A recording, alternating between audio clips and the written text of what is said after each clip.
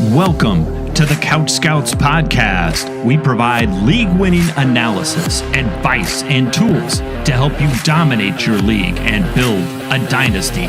Scout, draft, win. Here's your host, Matt Cooper. Welcome to the CouchScouts Podcast. On this episode of the podcast, we are going to be continuing our Inside the Prospect series. But first, I got to introduce you to my co-hosts. With me are my co-hosts, as always, Matt Rupert. How's it going, man? I've been humbled this week. Yeah? Tell me about that. Oh, man.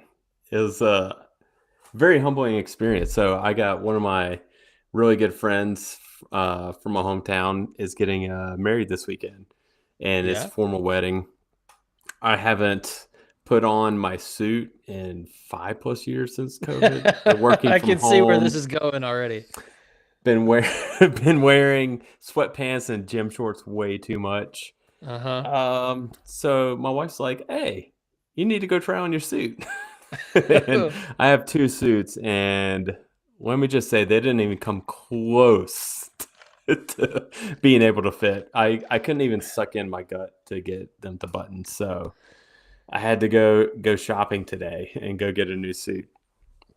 So that was quite humbling. I was like, I can't even come close. Like it's like 4 inches apart. Well, happens to the best of us, man. Welcome to your 30s. Yeah. And my other co-host in the house, Matt Jackson.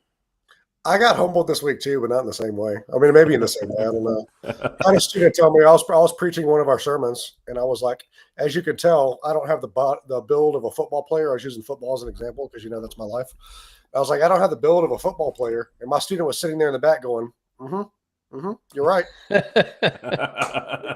Yeah, uncalled for. So when we're on here talking about whether guys are fast or slow or whether they're big enough, who are we to say? Just know, we've got to do our analysis to help you guys out from fantasy football perspective, but we are not coming at it from a point of condescending to these NFL caliber athletes. But hey, that's the beauty of our brand. We're just guys on a couch. We're just guys on a couch. Couch Scouts, man. As Cooper quickly realized at the combine how long a 40-yard dash was. Oh, dude. Yeah, when I was there in person and I saw how long a 40-yard dash was, I was like, dang, they run that in 4 seconds? That's crazy, bro. But yeah, if you're new to the show, I'm your host, Matt Cooper. I got my buddies here. We're just a couple guys on the couch who love to scout prospects, and we think that it gives us an edge in our dynasty fantasy football leagues. So, if you're new, we have been working our way through this Inside the Prospect series where we're going in depth on basically every major prospect in the 2025 draft class, breaking down trait by trait, strengths, weaknesses, everything you need to know about them from a film standpoint, so that you know what you should do with them in your dynasty rookie draft. And on tonight's podcast, we are going to be discussing Trey Harris, wide receiver out of Ole Miss. The official measurements for him at the combine was 6'2", 205 pounds. So he's a big-bodied wide receiver. He was a senior, actually a super senior at Ole Miss. Started his career at Louisiana Tech, transferred in his redshirt junior year to Ole Miss. And really his last 3 seasons in college, he was right on the cusp of 1,000 yards. So relatively productive college career, especially the last 2 years at Ole Miss. And was Jackson Dart's favorite target when healthy. This year, that 1,000 yards was while missing like a significant chunk of the year. So definitely a lot of production. But a little bit of context, when I say he produced 1,000 yards in the SEC, you got to understand, at least this year, he was hurt for most of conference play, and a lot of that 1,000 yards came in, shall we say, subpar matchups. So I think this is helpful context for you guys listening before we get into the film stuff. I'm just going to read some game logs. Against Furman, 8 catches, 179 yards, 2 touchdowns. Against Middle Tennessee State, 9 catches, 130 yards. Against Wake Forest, 10 for 94, Georgia Southern, 11 catches, 225 yards, 2 touchdowns. And then they finally get to conference play. He had 176 yards and a touchdown against Kentucky.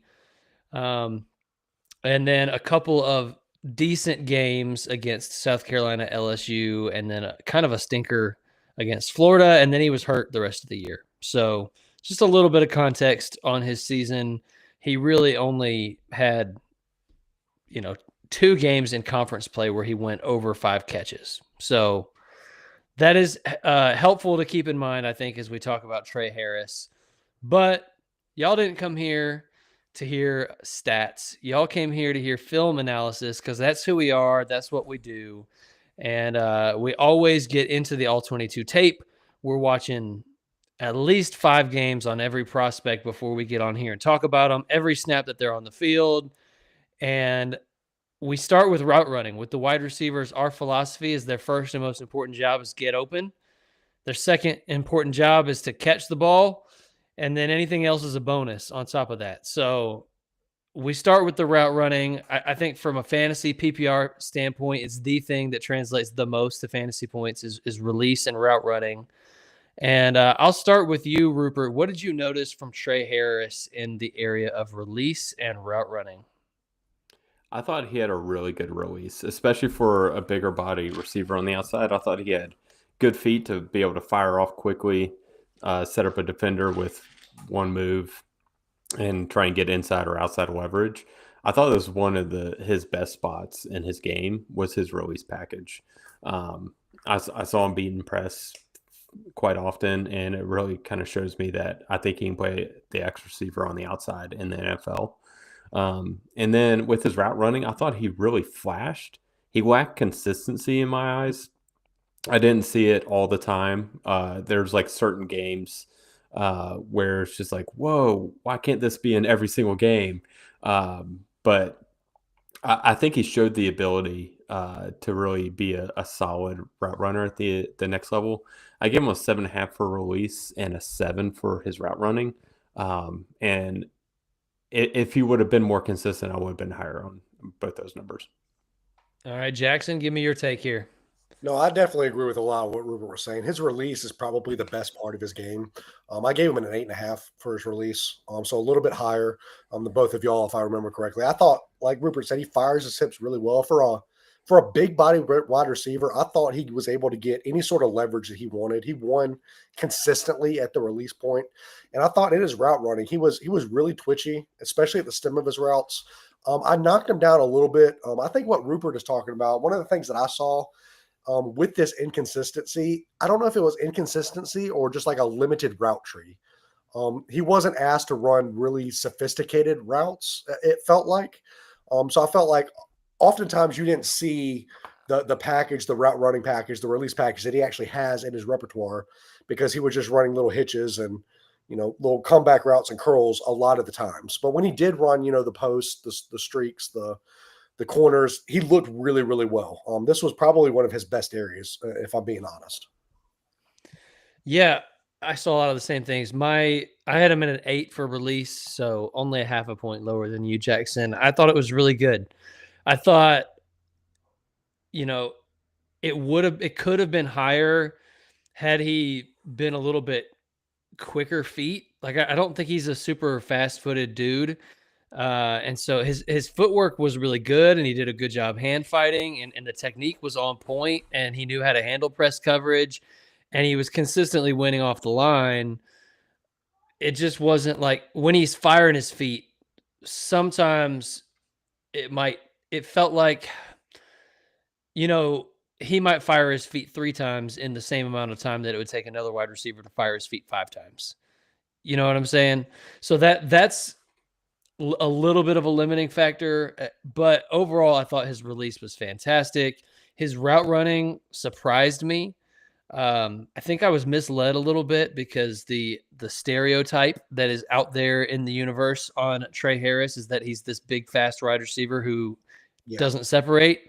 Yeah. And I was like, well, for one, he's not fast. So the big fast thing out the window because he's not fast, but he actually does separate a little bit. I thought he ran a really crisp slant route. he had this one. It felt like his go-to move was this stutter and go double move that he would win deep on. I saw that 4 or 5 different times. He won deep on a stutter and go.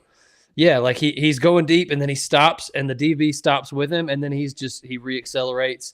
And so even though I didn't think he was that fast, he was still winning on deep routes just with technique.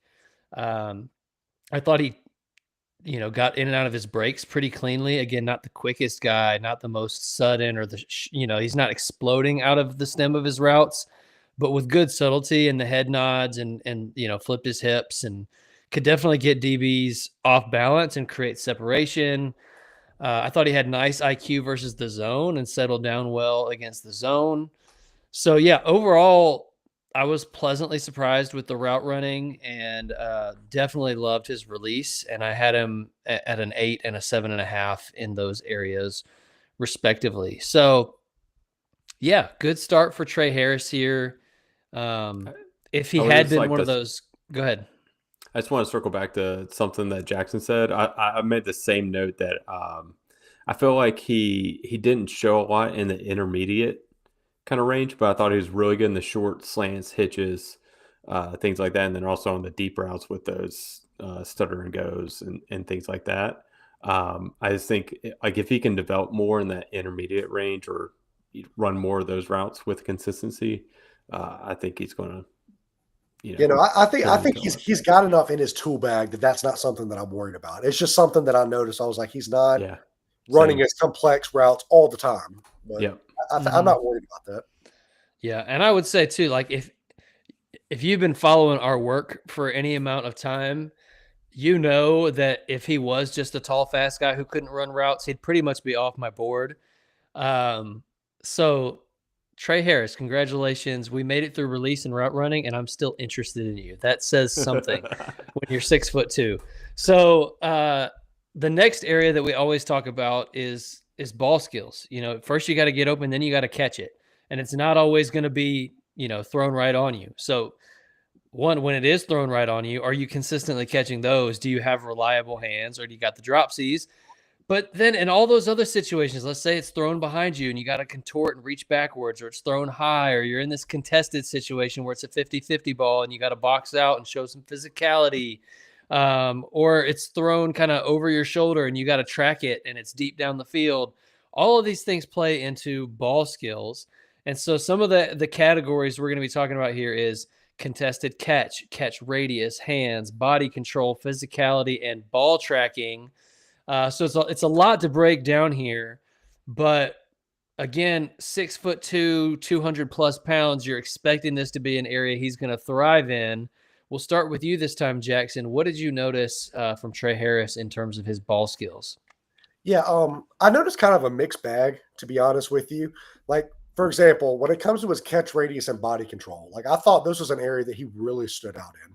I gave him an 8 for both catch radius and body control. I thought he could contort his body, especially along the sidelines, really, really well. I thought he extended well to the ball. I thought those two areas were really great for him. What I did notice, and I guess I'll move to contested catch. I didn't see a lot of contested catch opportunities, and I thought he was kind of 50-50 in them. I still gave him a 7. Like, I'm not saying that he can't do it. I just didn't see a lot of it. What really concerns me about Trey Harris and kind of his weaker areas for me are his hands. I think a lot of this stems from a ball tracking issue. I didn't think he tracked the ball well in the air. There was one play, and I can't remember who it was, where Jackson Dart was throwing him a deep ball along the right sideline, and he's running straight, and the ball lands like 3 or 4 feet to his right. Like he was looking over his shoulder, but he didn't track it to where it was going to be. I noticed his hands were average at best. He had some drops. That wasn't something that I was like, yeah, you can really catch the ball, whatever's thrown to you. But I think that's mainly a ball tracking issue. So like I said, it's a mixed bag. I thought he did some things really well in this category, but other things like could have been better. Rupert? I saw it fairly similarly. I gave him a 7 for hands and ball tracking. I did notice a few instances, like you said, Jackson, of drops, and it was fewer to me with the ball tracking that I saw. for the most part, I thought he did a pretty good job with the ball tracking. And the contested catch situations, I did see him. I did think he was a little above 50-50 there. So I gave him a 7.5 for contested catch. I thought his catch radius was good, though. I thought he went up well, extended well, could contour his body. So I gave him a 7.5 for body control, 8 for catch radius. There's a couple plays like against the sideline where Jackson Dart kind of throws him this back shoulder, and he's able to jump up and spin around, catch the ball, and still get his feet in bounds. Saw some really good stuff. Some flashes there. Again, with the route running, it was like you see the flashes, but lacking the consistency. I will say too, just to throw this in there before we move on to you, Cooper. Part of the ball tracking issue, it was a lot of deep downfield stuff. I don't know personally if that was a him issue. Sometimes it looked like it was a Jackson Dart arm strength issue down the field. So I don't want to paint this picture that he's not tracking the ball well deep downfield. There were some times where Jackson Dart just threw the ball behind him, which, you're not going to say that that's a Trey Harris issue. Yeah, so, I agree with a lot of what you guys said. I had him I had him a little bit lower for the hands. I had him at a 6, I think, for hands. And I did notice some concerning drops, like, should have been easy, multiple instances of drops on tape. The note that I had was he makes the easy catches look hard and the hard catches look easy. So, yeah, he didn't come down with every contested catch, but definitely some really great examples of him just going up and mossing people. So I felt like when Dart put it where it truly was a 50-50 ball, like not poorly thrown, but like, put it on the back shoulder, it's really a 50-50 ball. I felt like he was coming down with a lot of those. I looked it up per PFF. He was a 61.5% contested catch percentage, which is pretty good. That's a pretty good number. So that tells me like 50-50 balls are at least a 60-40 ball for him, which is good. I mean, and he's 6'2", but I felt like he knew how to use it. I thought he played with good physicality. I thought he boxed out well. He wasn't weighting the ball into his body. He was going up and attacking it with his hands. So I had him with a really good catch radius because he's 6'2" with long arms, could jump. And it felt like he used all that to its fullest. I mean, there were definitely some plays, even on like a simple slant route where he wins off the release against press coverage. He flashes across the middle of the field for that slant, and then the ball gets thrown a little bit high, and he just like reaches up and plucks it with that full 6'2" catch radius. So I had him at an 8.5 for catch radius. It was the highest grade that I had for him. I had him at an 8 for body control. Had him with pretty good marks at a 7 for physicality. Could maybe even go a little bit higher there. Really the main issue for him, I had a 7.5 for contested catch. So it's really just the hands. It's like those easy passes that he was dropping a little bit too often for my taste. Because I think we're going to talk about the athleticism in a minute. I don't think he's the quickest guy. I don't think he's the fastest or the burstiest. Like, I think he's pretty average as an athlete. And as a big-bodied ex-receiver, you're already not going to be like he doesn't profile as this guy that's just going to get peppered with targets, be a PPR monster. It's going to be a little bit more of a, if he gets 6 or 7 targets rather than a 9 or 10, can he make enough big plays off of those 6 or 7 targets? Can he be a red zone threat and catch some touchdowns? That's going to be his path to fantasy relevance. I don't think he's going to be racking up a bunch of receptions. But that means when you do get those layup routes on a slant or whatever, like, you got to catch it. You have to catch it because you're not getting peppered with targets. So you got to make the targets that you're getting count. So anyway, overall, I thought his ball skills were a strength. It was really good. He just has to clean up those concentration drops.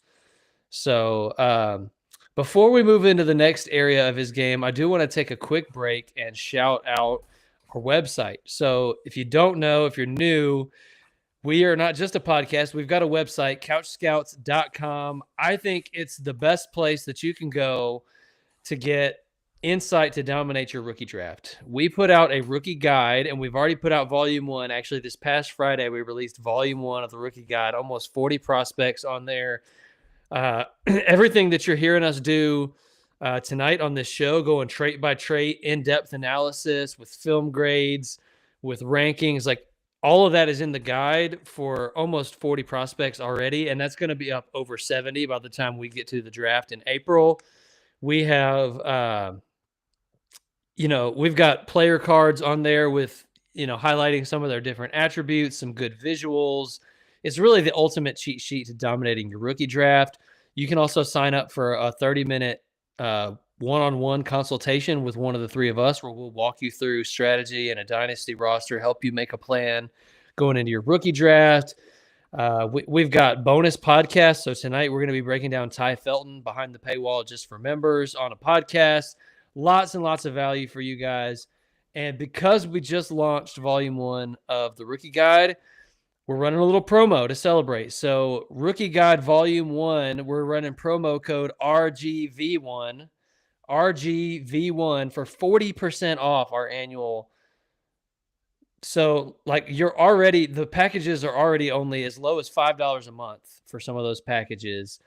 You get 15% off anyway for signing up annual. And now we're giving you an additional 40% off the 15% off on an annual. So go ahead and sign up. Some of our packages, you can sign up for the whole year for $30. And, in my opinion, I think we provide a ton of value, bang for your buck for $30 for a whole year. So definitely get in there, check it out. That promo code is limited to just the first 50 people who use it. So don't wait. Get in there today for as low as $5 a month, really lower if you use this promo code.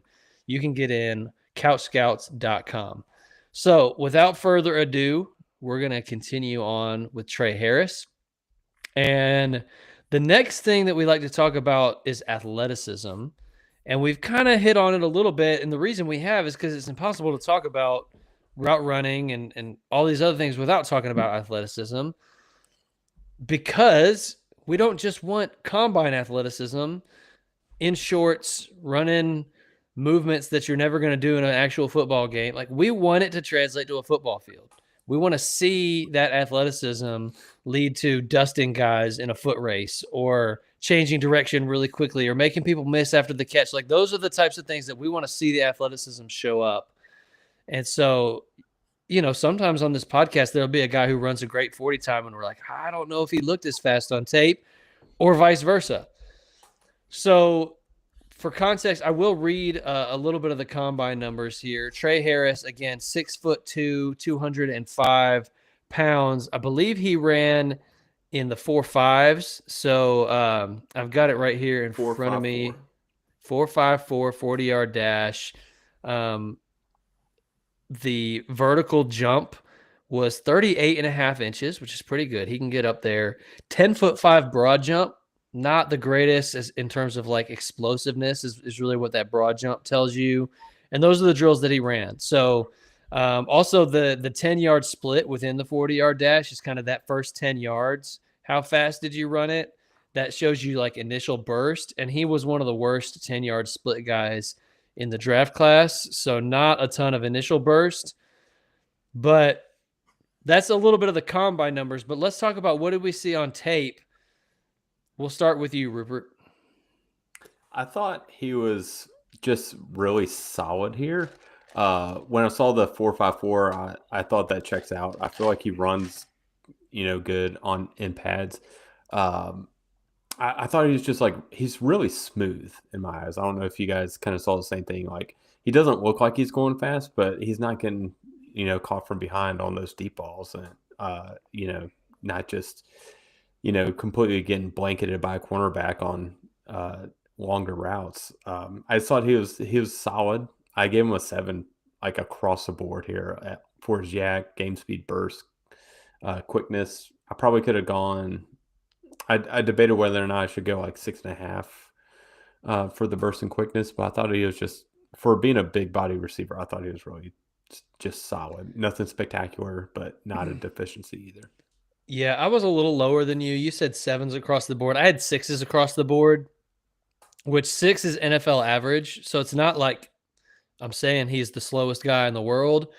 7 is like above NFL average, and I just don't think that's necessarily true for him. So again, like he was I think, tied for the worst 10-yard split out of all the wide receivers. So there may have been one player that was worse than him, but I'm scanning through 1.56. Yeah, so Ao Minor was 158, and he was 156. So only Ao Minor had a lower 10-yard split, but Ao Minor ran a much faster 40-yard dash time, so the top speed, I guess, is better for him. So anyway, Trey Harris, I mean, 4.5, it's not bad. Like, it's a very respectable time for a big-bodied 6'2", but he's not a burner. He's not taking the top off the defense. He's not running away from people. I think it takes him a little while to get up to speed, and I don't think he changes direction super sharply either. So this, for me, is definitely not a strength and almost borderlines on as a limiting factor for him in some ways. What about you, Jackson? Yeah, I kind of lean more towards Rupert here a little bit. And sitting here, admittedly, I think probably that part of that is you've given me so much PTSD about not being gracious to guys that I decided to be gracious. But no, I mean, I see it, I guess, both of y'all's ways. Like, I don't think this is an area where he just dusts people. Like, he's not a burner. He doesn't take the top off the defense. But I think for 6'2", 205, like, it was decent enough. I thought he has decent enough speed, especially on deeper, longer developing routes. So I gave him 7s in that area. What I really did like about him, I gave him an 8 for yards after the catch. I feel like he followed his blocks really, really well. While he's not a burner, he knows how to have that yards after the catch ability. So I thought that was a really good plus on his sheet. I agree with Rupert where I say he's more of a smoother athlete. I think that quickness, that short area quickness especially, comes out at the stem of his routes and in his release package. So that's why I gave him a 7 for that. But yeah, I kind of with you, Cooper. I feel like I could have given him a 6 or 6.5 for game speed. I was just maybe being a little kinder than I should have been. Yeah, well, if you're going to be unkind to the guys that are actually fast and then be kind to the one that's slow, then it's, I'm just saying between him and Higgins and Ao Minor, I feel like Harris is the slowest of the three. For me personally, I think those guys are a little bit faster, a little bit quicker changing directions. Again, he's not terrible in this area, but I don't think it's a strength at all. And again, like, if we're being real honest too, like, we're talking about a half a point or a point difference. Like, it's not like we're crazy off on this, worlds apart either. Yeah. So, but I agree with you after the catch. He's got great instincts after the catch. He's a tackle breaker. So, like, I had it in my notes multiple times. He was running through tackles. He was dropping the pads, knocking people on their bottom, stiff arm. He stiff arm. He wasn't this elusive make people miss guy, but he was a bruiser. He was hard to bring down. He made you pay for tackling him. I thought he was one of the better, especially so I just mentioned Ao Minor and Higgins. I think they're a little more athletic than him, but he's better after the catch by a good bit than either of those two guys. So definitely agree. Yeah, I was impressed, pleasantly surprised with the yards after catch for Trey Harris. So he's got some good things going. Like, I think he can run routes. He's got a great release versus press coverage. He's picks up extra yards after the catch. He's got some nice ball skills. I think the athleticism for me is a little bit limiting, and he needs to clean up the drops. But overall, I think he's a solid prospect. I've got him graded out as a flex option. For me, he comes out at a 71.18, which is not an amazing score. It's lower than, it's lower than Higgins. I do have him higher than Ao Minor. It's a little lower than Restrepo. I've got him graded, lower than Golden, lower than Royals. So he's probably going to fall somewhere in the wide receiver 7 to 10 range for me in this class, I think. And I would probably target him in like 3rd or 4th round. He's probably not going to be there in the 4th round. So just depending on who else is there in the 3rd round, that's when I would start to consider him, I think. So I might be a little lower than consensus on Trey Harris, but I don't think he's a bad football player. It's hard to project. Like I said, I don't think he's going to be this high reception PPR guy. So it's a little bit hard to project the fantasy upside for him. What do you guys think? I'm a little higher on him. I've got him at a 73.80. But when you look at the difference between we've had on route running, on athleticism score, like that's where the difference is coming in. I've got him right in that range of Jalen Royals.